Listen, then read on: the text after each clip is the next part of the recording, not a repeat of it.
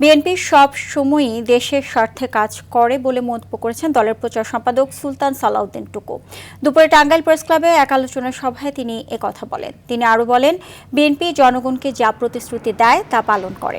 আগামী দিনে বাংলাদেশের অর্থনীতি কিভাবে সমৃদ্ধশালী হবে, কিভাবে মানুষের কর্মসংস্থানের ব্যবস্থা করা যাবে, তারেক রহমানের ৩১ দফায় তা রয়েছে।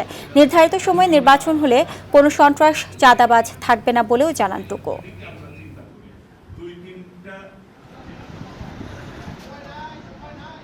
বিএনপি সবসময় দেশের স্বার্থে কাজ করেছে।